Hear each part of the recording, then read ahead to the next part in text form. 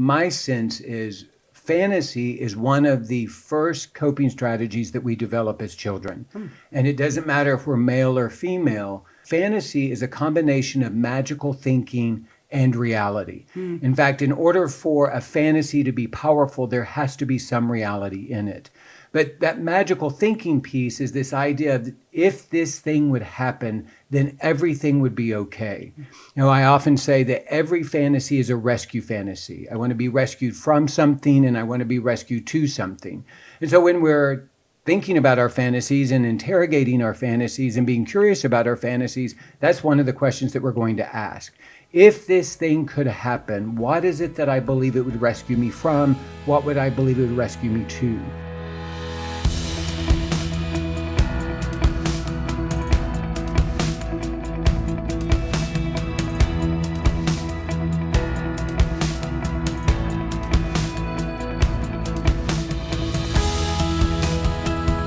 Welcome to the Faithful and True podcast. We're happy to be back with you today. I'm Randy Everett, your co-host. We're here with Greg Miller, our usual leader of the band. Yes. And have a special guest today from the staff here at Faithful and True. We have Rebecca Dekkers. Rebecca, how are you? I'm good. Thanks for having me. Thanks for joining us. Well, this is a really kind of interesting subject matter that we have for you today because both Greg and Rebecca have their hands very busy, very full in helping to counsel their clients.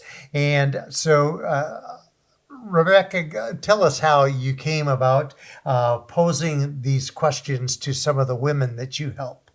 Well, in leading some of the groups here at Faithful and True, I was thinking it would be sort of an interesting thing to be able to get to bring some of the questions they might have for either one of their husband's group leaders or their husband's counselor. Like if I sort of phrased it, if you had access to your husband's counselor, what would you ask? Yeah.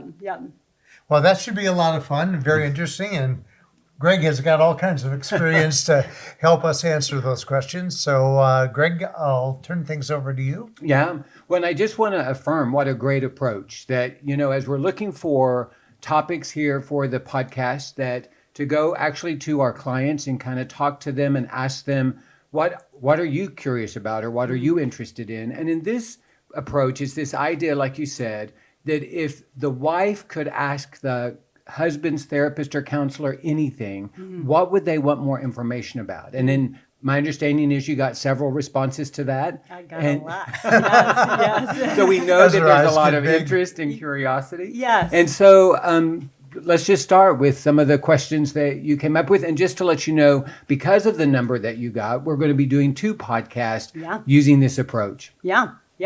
Really, I was really impressed with the ladies, how much they were interested in this and how much energy they had sort of around framing up, like really, what do I want to know from not only my husband's perspective, but the people who are helping my husband. What would they have to add to that? So, I got a lot of questions. And so it was difficult to sort of think through and concept, like, what are some chunks, ways I could chunk it. One thing I think I would add is what may be true is the wife is having conversations with her husband about these things. We're not assuming that they don't have these conversations. What may also be true is for her to have an outside perspective. Yes. Many times the benefit of a group or a book or a therapist is it gives you another perspective. So the wife may have asked these very same questions to the husband, and she just wants to see if there's another perspective, or maybe if the other perspective supports what she's heard from the husband. Yeah, I think that's really well said, because there's even just a lot of questions around that often is how can we have conversations about what each of us are working on? Because a lot of the questions that the ladies came up with are ones we sort of struggle through often in group. But to your point, they're just looking for some fresh way to kind of consider it, because it's difficult to make sense of on their own. So should we just dive right in? Yeah, let's do it. Yeah. All right. Well, one of the questions that a lot of the ladies often struggle with or want to think through a little bit more clearly is this idea of fantasy. I don't know what they'll often say. I don't know what to do with this. What is fantasy? I don't understand that. It feels scary and concerning to me. What does this mean that my husband had this whole, often it'll be thought of fantasy life that I've been sort of excluded from. I didn't know what was going on. It feels kind of uncontrollable to me. How do I make sense of that? Right. Well, and one of the things I would say is my sense is fantasy is one of the first coping strategies that we develop as children. And it doesn't matter if we're male or female. And the way that we talk about fantasy at the men's workshop, fantasy is a combination of magical thinking and reality. In fact, in order for a fantasy to be powerful, there has to be some reality in it. But that magical thinking piece is this idea of if this thing would happen, then everything would be okay. I often say that every fantasy is a rescue fantasy. I want to be rescued from something and I want to be rescued to something. And so when we're thinking about our fantasies and interrogating our fantasies and being curious about our fantasies, that's one of the questions that we're going to ask. If this thing could happen, what is it that I believe it would rescue me from? What would I believe it would rescue me to?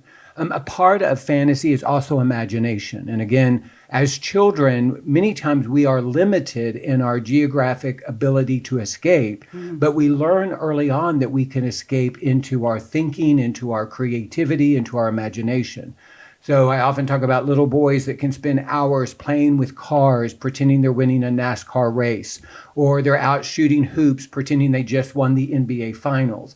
That is the beginning of some fantasy where temporarily I get to step outside of whatever is chaotic or difficult or painful, and I get a little bit of relief. Because if I'm winning the NBA finals, then I don't have to be in the pain, the rejection, the chaos that might be going on in my life. Does that make sense? Yeah, and I think that will be helpful for a lot of the ladies is that idea of that it is magical thinking. It's this way of kind of trying to fix what's not feeling really great, and this magical thinking way of this will be the thing. This will feel better. Right. And that's why often too, in talking with wives about it, they often just think, like, how can I get him to stop it? I just want him to stop it. Everything about this feels scary. But the idea that fantasy isn't terrible, it's really a ton of good information for us. Yeah. And even to understand, we all have fantasies. We might have professional fantasies, financial fantasies, relational fantasies, parenting fantasies, spiritual fantasies, and recovery fantasies. But again, it's this idea that if this thing were to happen, then everything would be okay. I tell the story at the workshop that when I was exposed, I lost my job at the church. And then eventually I found a job working as a receptionist through a temporary agency, barely making above minimum wage. And I would sit there at my desk. I had some extra time, and I would find myself fantasizing about winning the lottery. And the way that it worked in my brain is I would think, man, if I could just win the lottery, and then here's the phrase, everything would be okay. If I could win the lottery, then we could sell our house, we could move anywhere, we could start over. That's a fantasy. There is no starting over. Whatever chaos is going on just moves with us. And then I would think we would have all the money that we would need for the boys, for college, for sports, whatever they wanted to participate in. And then I also included a recovery fantasy of if we had all this money, we could go to every workshop, buy every book, and go to all the counseling that we needed. The problem with the fantasy at that point was I never bought a lottery ticket. And yet I had a fantasy about how I found a lottery ticket. Well, then later I got moved to another department, and it was a smaller department, and there was a woman that kind of followed the lottery amounts. And when it got to a certain amount, she would come around and say, hey, give me $1. I'm going to go buy tickets. And then she would come back and make copies of all of those tickets and then pass them around. And I can tell you, on the days when I was holding that piece of paper with those lottery tickets, the fantasy was off the chart because there was more reality. And so part of the thing to understand is when someone is fantasizing, there's something they do want to escape from and escape to. And the more reality there is, the more chaos and hope there is in that. What's also true, and that's why we often talk about pornography is a fantasy. You have the aspect of reality because there are these images that you are watching or being exposed to, but what you're doing is you're imposing some aspect of magical thinking on that. If this could happen to me, or if I could be included in this, then everything would be okay. But the principle is the same. I want to escape from something that is going on in my life. One other thing that is true is it makes perfect sense when children begin to be curious and explore their sexuality, whether male or female, when they begin to masturbate and that became a part of their practice, then fantasy was easily a part of that. And for a lot of people, the big combination was when fantasy, pornography, and masturbation came together. That was like a neurochemical bomb going off where it was so powerful when those three associations came together. Yeah, I think that would be really helpful. I mean, one of the other things, we were talking about running just before, and I used to run. I haven't been running lately, but that was often a big time of fantasy for me. You can invent all kinds of stories, and you can follow different threads. And so I like to say that often also for female clients, that becoming really aware and really honest about whether or not there's times and places, driving in our cars. I think there's a lot of fantasizing going on as people are driving around in their cars. Yeah. Well, and a woman might say that she doesn't have sexual fantasies, and what may be true is she has relational fantasies or she has romance fantasies. Or and what can sports also fantasies. be, and what? Or sports fantasies. Yes, That's yes. what mine often involved if I was the one who scored that soccer goal Right. in that one. Yep.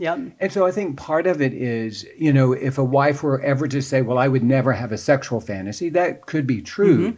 But what can also be true is we can have a fantasy about our current relationship. If my husband could just do this, then everything would be okay. Or if my wife would stop doing this, then everything would be okay. And again, that's a fantasy, that there's one thing that our spouse would either do or not do that would suddenly make everything in our relationship work.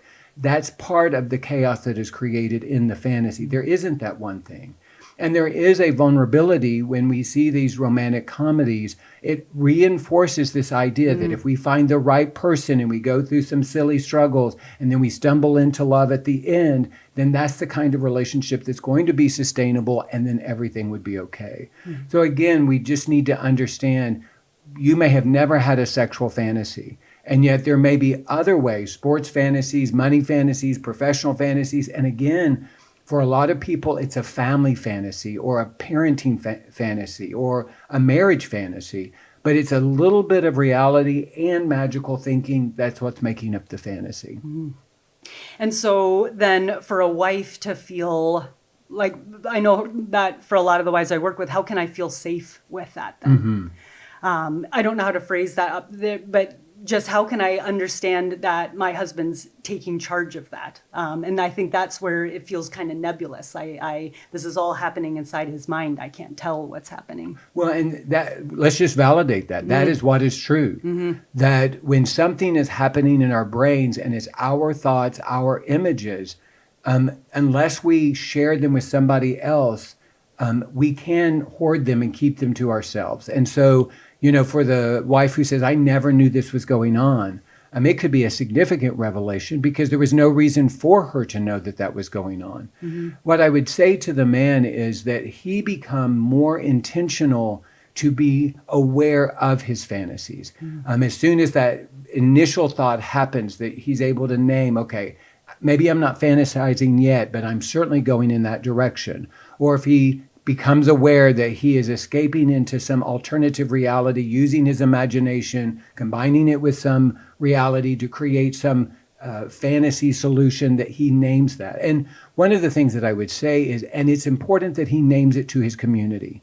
One of the questions that we get a lot, and you may get this too, is should a husband share with his wife that he is fantasizing? And what I would say is the details of the fantasy actually are more important to share with his therapist or the community. One of the things that is, I think, unique about Faithful and True's approach is for years, Mark taught this idea of interrogating your fantasies, that instead of just dismissing them, instead of just avoiding them, what you do is you ask the fantasy, what are you trying to tell me about a need?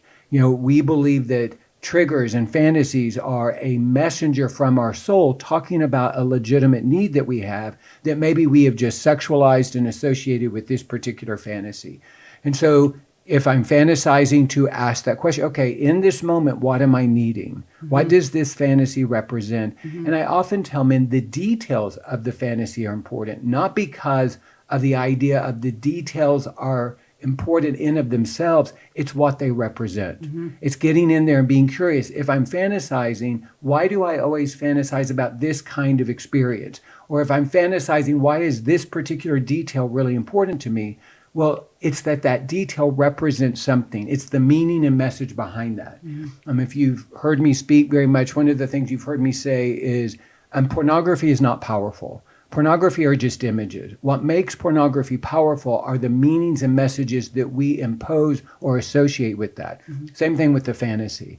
So for a man to have a safe, competent place to really get in there, and I want to just distinguish, there's a significant difference between interrogating the fantasy and indulging the fantasy. Yeah. We are not talking about indulging the fantasy. We are talking about interrogating that fantasy, and many times that can be done with a professional, or that can be done with a group leader if you're in a therapy group, to get in there and go, what is really going on? Because again, one of the things I see is for most people, whatever the fantasy is, somewhere in there are some of the 7 desires. And so you're wanting to be chosen, you're wanting to be included, you're wanting to be affirmed. And so the more that I can associate, okay, is one of the 7 desires, and for those of you that may not be familiar, the 7 Desires is a book that Mark and Deb wrote together, and it really just clearly identifies that all of us have these 7 desires. And for many of us, fantasy is an attempt to get those desires met in this illegitimate way.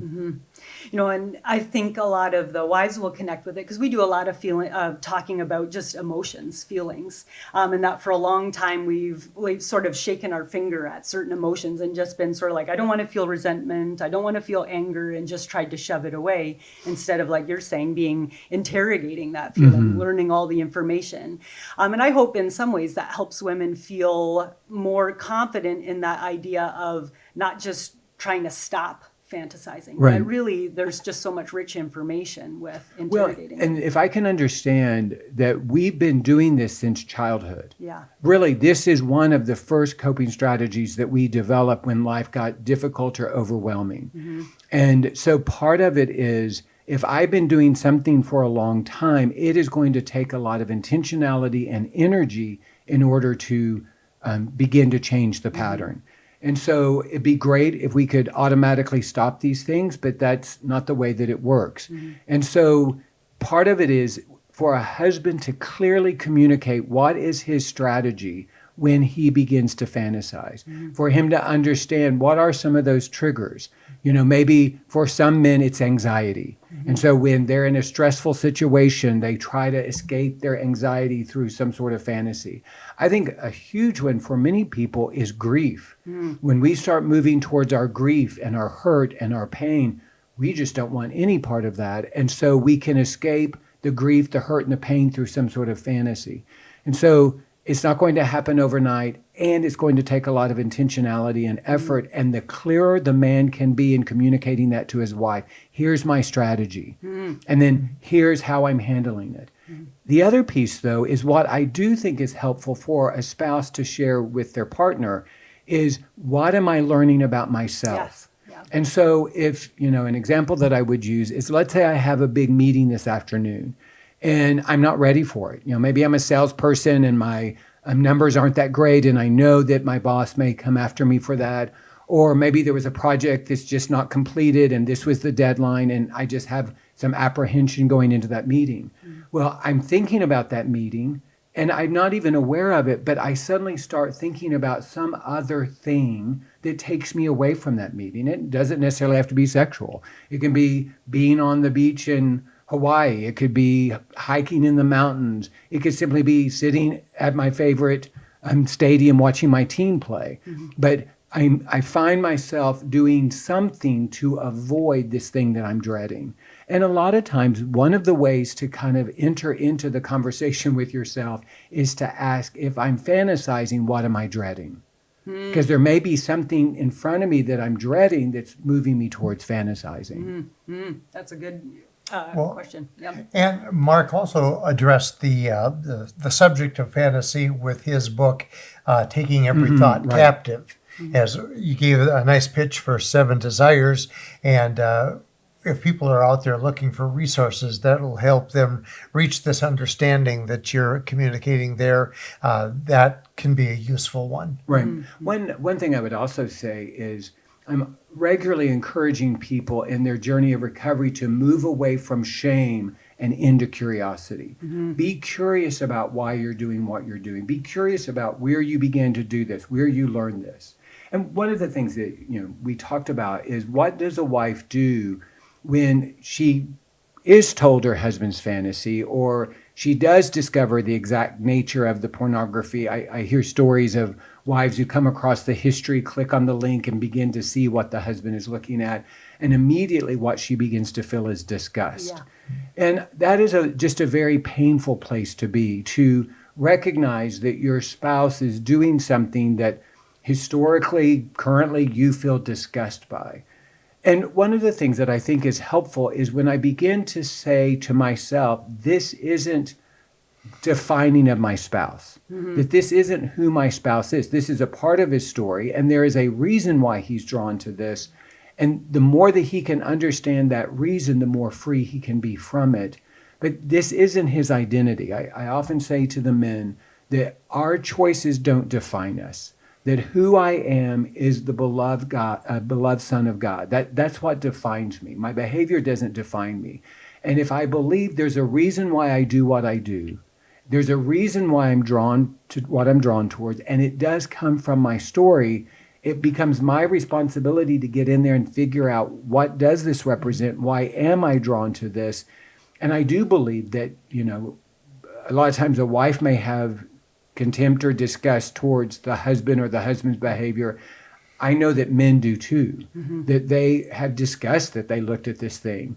But again, that disgust, that shame doesn't serve them because it keeps them stuck. And what can move us is more into that curiosity. What would cause a person to be drawn to this? Or what are the factors in this that maybe there are deeper meanings that he is associating? And again, that may help move out of that disgust place into understanding, because understanding then becomes the doorway into some compassion. I think that's a really good point to that, because disgust is often a part of it on the early stages. And I think it is in a large part, like you're saying, because this kind of seemed to come out of nowhere. And so it feels really shocking. And I imagine for the men also, there's this sense, I don't know what to do with this. It seemed to come out of nowhere. And why it is so important, not only for the men to get to their why and be able to communicate it to their wives at some point, because it doesn't feel so surprising or shocking. There is an understandable reason why and how we got here. And also then why it's so important for the wives to do their work around understanding addiction and fantasy, and not to just place that all on their husband. And it's why we do so much emphasis at our workshop and in our groups about just education about this. Yeah. Well, and part of it is, one of the things that can be helpful is if that wife that struggles with the fantasy idea can become more aware of how she fantasizes or what her fantasies are. And again, they may be very different than what her husband struggles with. But if we become aware of, oh, okay, I get this, and then I can start asking the questions, why do I have this particular fantasy? And what's interesting is, I know that this is true for me. There was a fantasy that I began when I was in elementary school, and it was about, I interrogated it. It's about inclusion, acceptance, being chosen, and the nuance, the themes have kind of changed, the details have changed. But the reality is that is an old historic fantasy that I can still have. Why? Because there's an old wound in me around being rejected or being humiliated or not being chosen. And so earlier on, I began to cope with that pain through this fantasy. It wasn't a sexual fantasy. it's a category. It was a community fantasy, me being accepted into a community.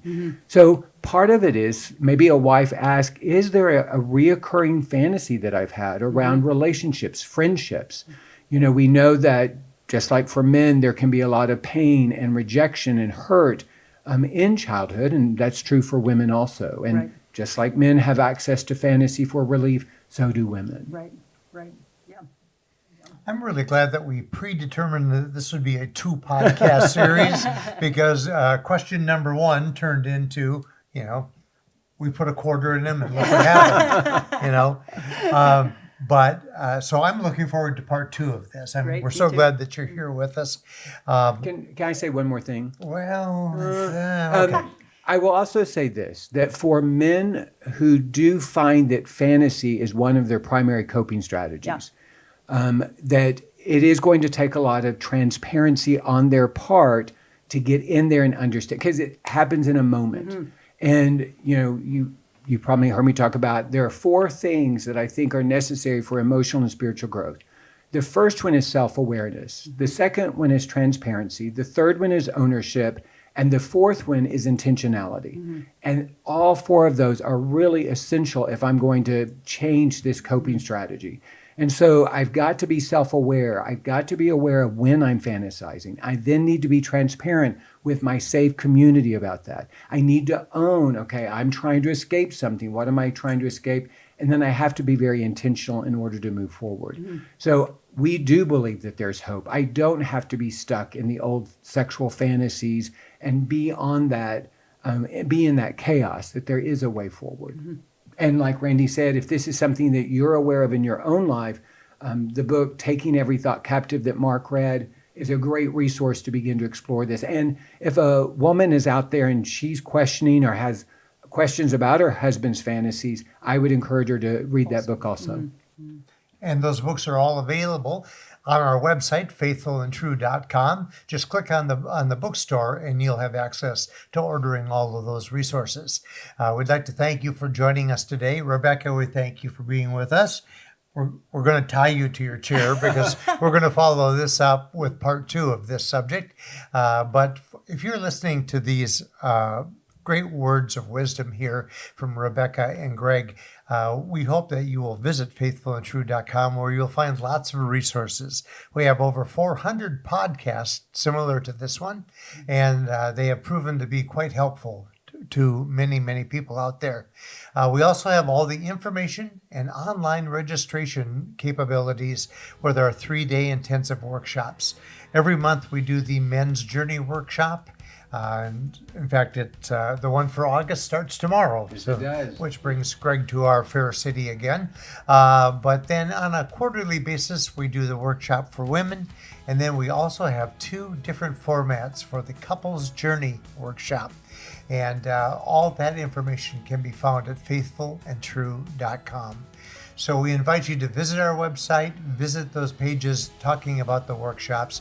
And we hope that if it's you that is seeking this kind of support and help, we're here for you. So until we meet with you again, we hope that this coming week will be a week for you that's filled with many blessings and with great vision.